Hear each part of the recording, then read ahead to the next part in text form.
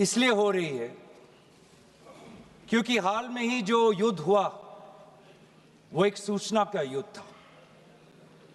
एक प्रकार से हम पड़ोसी देश और दुनिया भर को सच्चाई की सूचना देना चाहते थे और कुछ ऐसे ताकत थे, ऐसी शक्तियां थी जो भ्रम का सूचना सारे देश में, सारे दुनिया में फैला रहे थे। और इसीलिए इस चर्चा का विशेष मांग ये है कि आज सच्चाई सदन में आनी चाहिए, सच्चाई पहलगाम की आनी चाहिए, सच्चाई ऑपरेशन सिंदूर की आनी चाहिए, सच्चाई विदेश नीति की आनी चाहिए।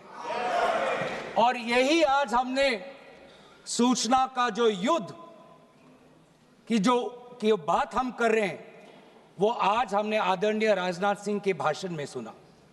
बहुत से सूचनाएं दी उन्होंने, बहुत से जानकारी दी, लेकिन रक्षा मंत्री होने के नाते ये नहीं कहा कि पहलगाम में दहशतगर्द कैसे आए, ये नहीं कहा कि बेसारन में जहां पर 1000 लोग जाते हैं, खुशियां मनाते हैं, कैसे 5 दहशतगर्द वहां पर जाकर 26 लोगों की गोलियों से छलनी करते हैं। ये बात, ये सूचना रक्षा मंत्री ने नहीं दी।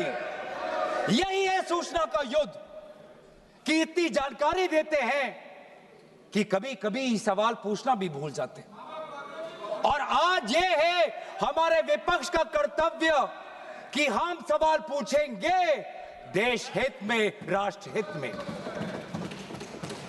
आज देश ये जानना चाहता है कि वो 5 दहशतगर्द कैसे घुसे और उन दहशतगर्दों का भी मकसद था। पाकिस्तान से आए हुए वो दहशतगर्दों का क्या मकसद था? उनका मकसद था कि जम्मू कश्मीर की अर्थव्यवस्था को तनाव करना, विनाश करना। उनका मकसद था कि भारत देश में एक सांप्रदायिक वातावरण का जन्म देना। उनका मकसद यह था कि भारत और पाकिस्तान का एक हाइफिनेशन होना, यह था उनका मकसद।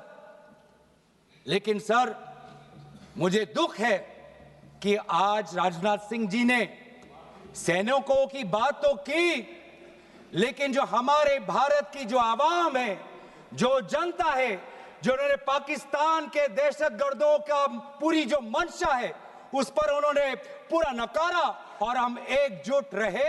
हम, मुझे भारतीय होने का गर्व है। हमने देखा बेसारन में कि किस प्रकार से जम्मू और कश्मीर के लोगों ने पूरे देश भर से आए हुए जितने भी पर्यटक थे उनकी मदद की। हमने ये देखा कि किस प्रकार से देश भर के जो पर्यटक जो जम्मू कश्मीर में थे उन्होंने अपने जम्मू कश्मीर के भाइयों को धन्यवाद दिया। हमने ये भी देखा कि कैसी एक विधवा हिमांशी नरवाल ने कहा कि मैं नहीं चाहती कि मेरे जो पति जिसको लेके आज राजनीति हो रही है उसके शव पर देश में हिंदू मुसलमान की राजनीति हो, मैं नहीं चाहती। यह है हमारी देश की संस्कृति और यह था मंशा पाकिस्तान का।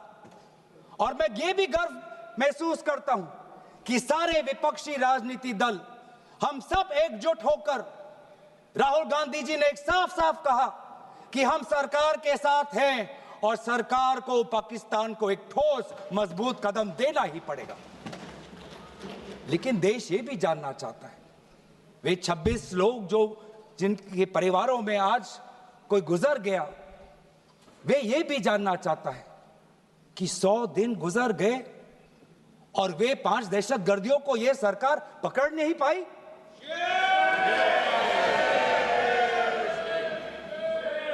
देश के वो लोग ये भी जानना चाहते हैं कि ये जो 5 दहशतगर्दे थे, दहशतगर्दी जो आए टेररिस्ट, निश्चय इनको किसी ने पनाह दी, निश्चय इनको किसी ने जानकारी दी, निश्चय ये पूरा जो 1 घंटा का जो उन्होंने गोला बारूदी की उसके बाद ये फरार हो गए, उनको फरार होने में भी किसी ने उनकी मदद की, और आज भी ये 100 दिन हो गए और सरकार के पास कोई जवाब नहीं।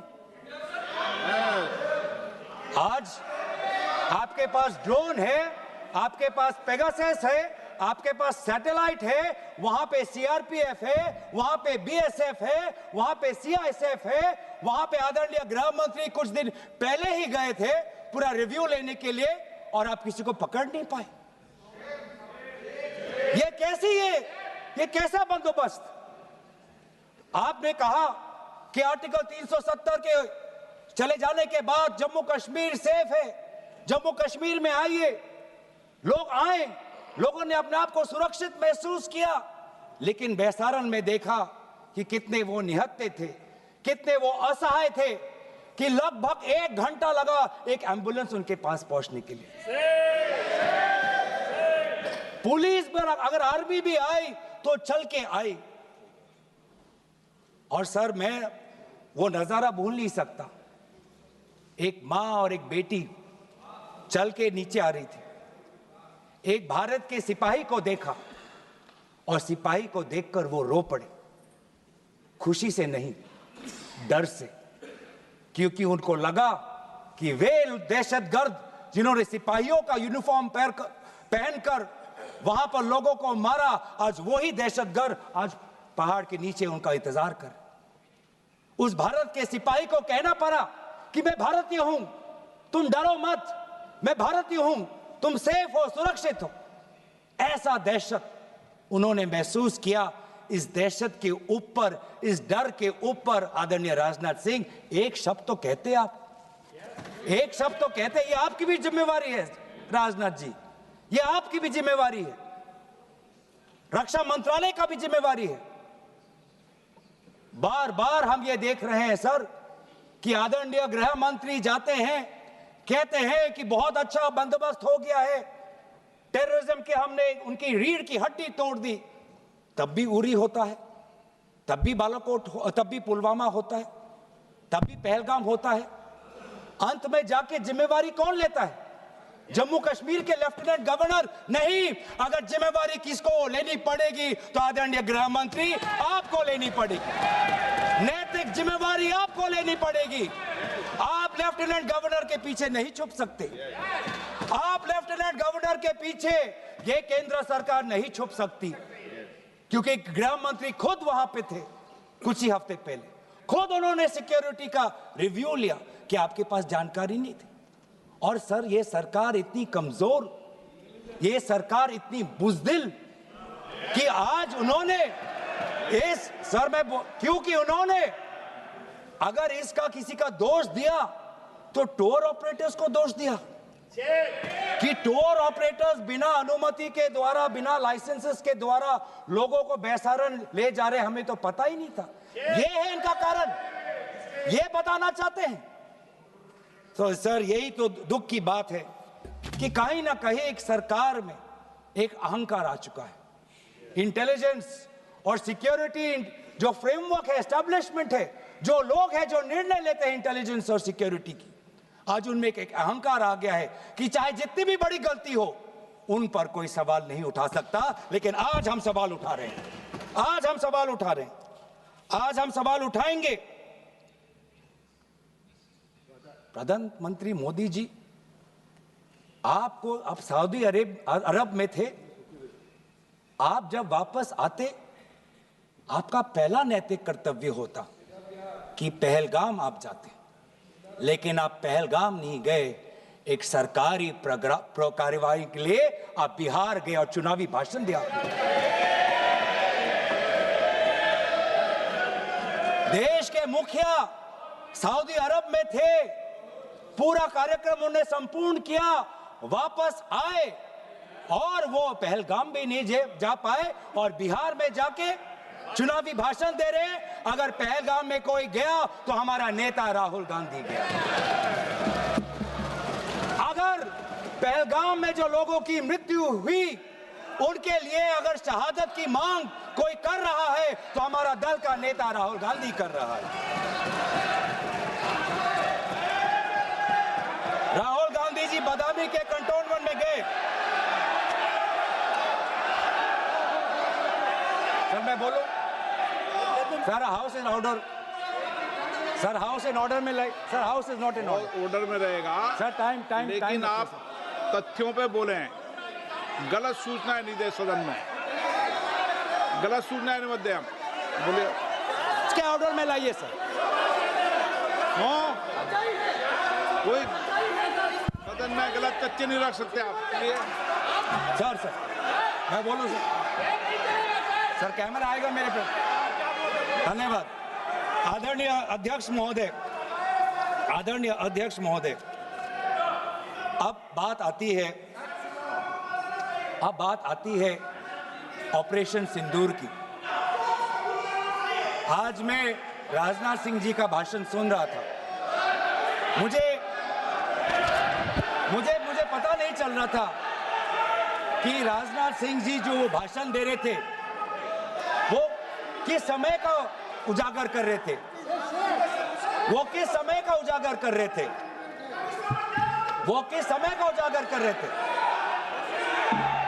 क्या वो 2016 के बाद क्या उन्होंने ये नहीं कहा कि हम घुस के मारेंगे और पाकिस्तान को आज वो उनका जो भी टेररिस्ट इंफ्रास्ट्रक्चर है उसको खत्म कर देंगे? वही बातें तब की, वही बातें पुलवामा की बात की कि पुलवामा के बाद आज हमारे लड़ाकू जहाज अब गए हैं, अब पाकिस्तान अब कभी भी भारत पर उंगली नहीं दिखा सकता। और उसके बाद आज दोबारा वही बातें कर रहे हैं। कि हम घुस के मारे, हमने ये किया, फलाना किया। और ये अब भी कह रहे हैं कि ऑपरेशन सिंदूर कंप्लीट नहीं हुआ, अधूरा है, क्योंकि कल को जाके दोबारा पाकिस्तान कर सकता है। ये खुद कह रहे हैं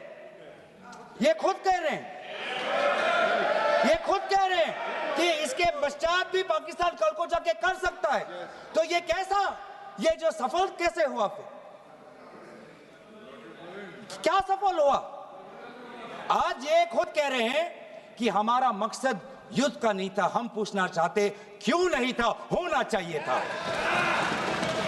आज उन्होंने खुद कहा कि हमारा मकसद जमीन लेने का नहीं था।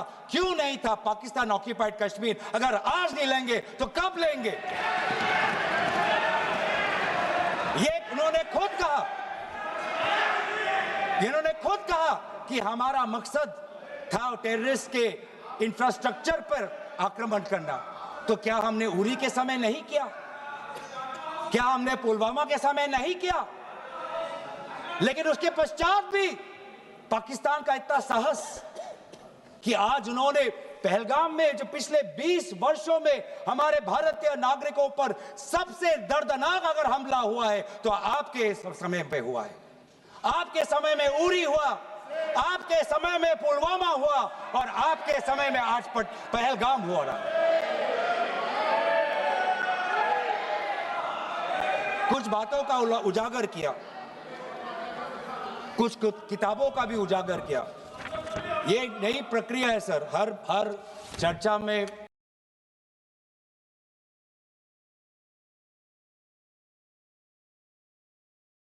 आदरणीय भाजपा के नेता एक किताब उठा लेते हैं, फिर कुछ जानकारी दे रहे थे, हमें नहीं। ब्लूमबर्ग को क्या जानकारी दिया, मैं पूरा पढ़ लेता हूं without editing. What is important, क्या जरूरी, हिंदी में अनुवाद करने की कोशिश भी करता हूं, मत करो। क्या ये जरूरी नहीं कि जेट गिरे, पर क्यों गिरे,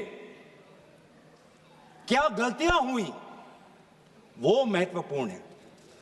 संख्या महत्वपूर्ण नहीं सर। 35 ही राफेल है देश में, 35 ही राफेल है। अगर उनमें से कुछ गिरे भी तो देखिए सर, मुझे तो लगता है कि बहुत बड़ी क्षति हुई। 35 राफेल, अगर कुछ उनमें से भी अगर कुछ गिरे तो मुझे लगता है कि जरूरी है, क्योंकि आपको लगता है कि 35 राफेल काफी है, तो अगर कुछ गिरे तो वो भी जरूरी है। और उन्होंने उसके बाद ये कहा कि ये बात अच्छी है कि हमने अपनी गलतियां को समझा, उसको सुधरा, और 2 दिन बाद हमने अपने जेट को उड़ाए और दूर से हमने आक्रमण किया। सर ये मैं थोड़ी जानकारी चाहूंगा। हमारे पास जो हमें संदेश मिलता है कि दुनिया के सबसे बढ़िया और बेहतरीन लड़ाकू जहाज हमारे पास है, सबसे बेहतरीन पायलट हमारे पास है, तो सीडीएस को ऐसा क्या कहना पड़ा, ऐसा क्या परिस्थितियां हैं कि हमारे पायलट हमारे लड़ाकू जहाज क्लोज रेंज में नहीं जा सकते, उनको दूर से ही फायर करना पड़ता। ये क्या है? ये क्या पाबंदी है? ऐसी ये क्या पाबंदी है कि सीडीएस को ये कह रहे हैं कि हमारे लड़ाकू जहाज ने पहले दिन गलतियां की, गलतियां हमने सुधारी और दूर से हमने आक्रमण किया। क्या हम पास से नहीं कर सकते? ये जानकारी हमें दे। हम ये जानना चाहते हैं कि lieutenant general Rahul R Singh ने सदन के अंदर नहीं, सांसदों को नहीं, राजनीतिक दलों के फ्लो लीडर्स को नहीं, फिक्की में जाके कहा। क्या कहा? उसका भी मैं हिंदी में अनुवाद करता हूं कि पाकिस्तान तो सिर्फ फ्रंट पे था और पाकिस्तान के पीछे चाइना उनके पूरी तरीके से समर्थन कर रहा है। ऐसी कोई आश्चर्य की बात नहीं होनी चाहिए, क्योंकि पिछले 5 वर्षों में लगभग 80% मिलिट्री हार्डवेयर पाकिस्तान को सब पूरा चाइना से मिल रहा है। तो सर, मैं आज पूछना चाहूंगा आदरणीय राजनाथ सिंह जी से, जो सरकार चीन को लाल आंख दिखाने की बात करती है, एक बार भी आपने चीन का उजागर अपने भाषण में क्यों नहीं किया? आर्मी कर रही है, आर्मी के कह रही है, आर्मी कहती है कि आज कि सिर्फ चीन और पाकिस्तान का ये 2 फ्रंट नहीं, अब 3 फ्रंट का भी हो सकता है, कन्वर्जेंस हो सकता है चीन, पाकिस्तान और बांग्लादेश को लेकर। लेकिन मैं सरकार को याद दिलाना चाहूंगा कि ये जो 2 फ्रंट की जो बात थी, इस बात की शुरुआत किसने की थी? इस बात की चेतावनी किसने दी थी? इस बात की चेतावनी इसी सदन में हमारे दल के नेता राहुल गांधी जी ने दी थी।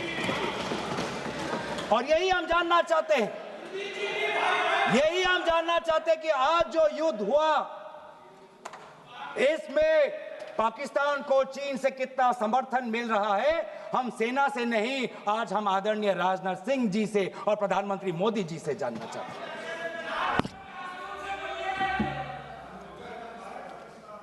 और सर, इंडोनेशिया में जो डिफेंस अटैचे है, उसने तो ताज्जुब की बात कह दी।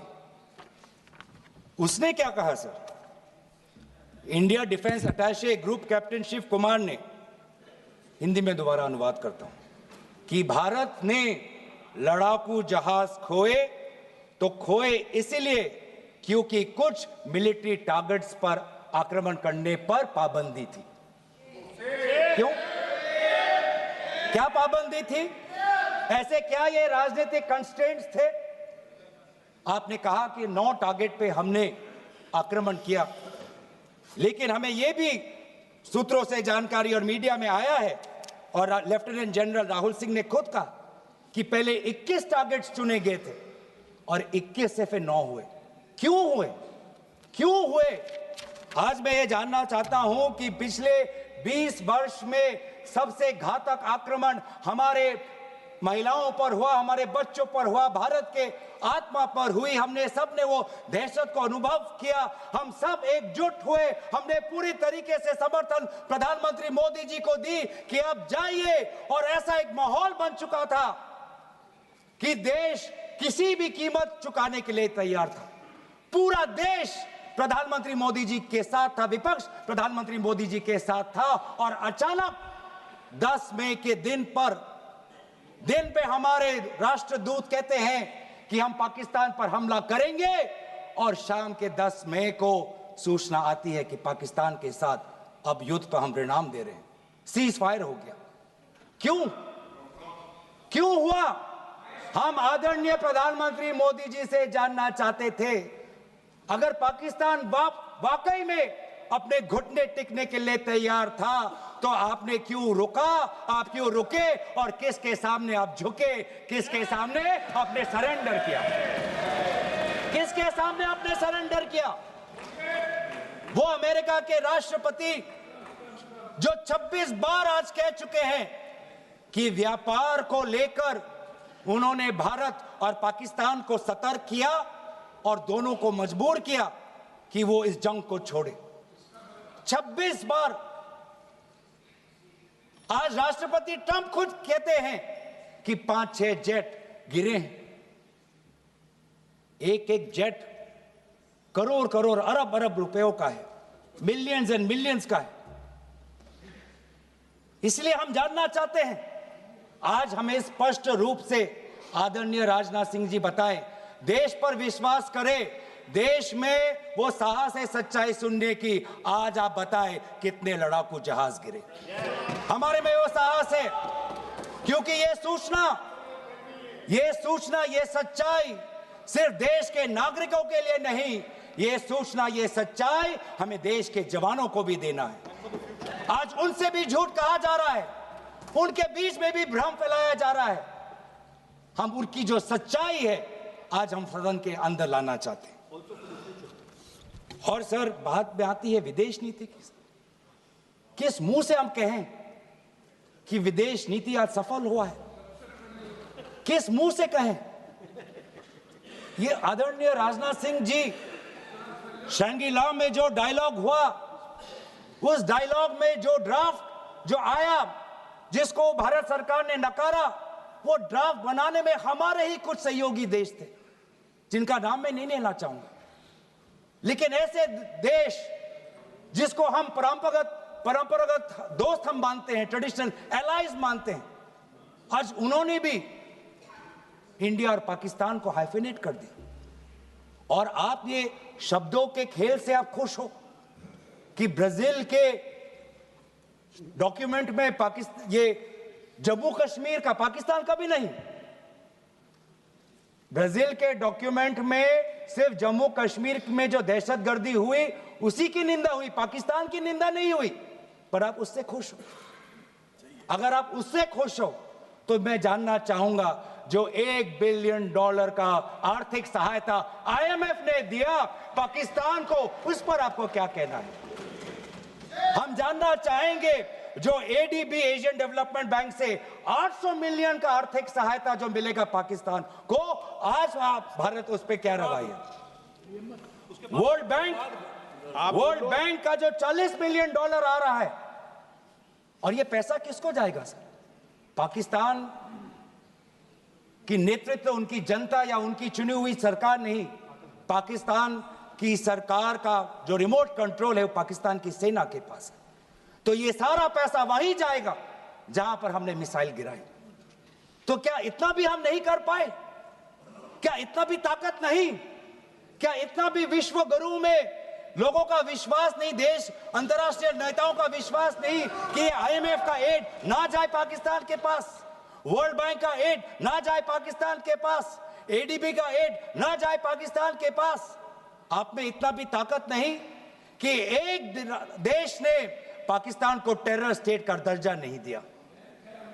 एक देश ने आज FATF, financial action task force में, जिससे बहुत नियंत्रण पाकिस्तान पे पड़ती थी, आज उससे वो 2022 में निकल आई ग्रे लिस्ट में। क्या वो डालेंगे?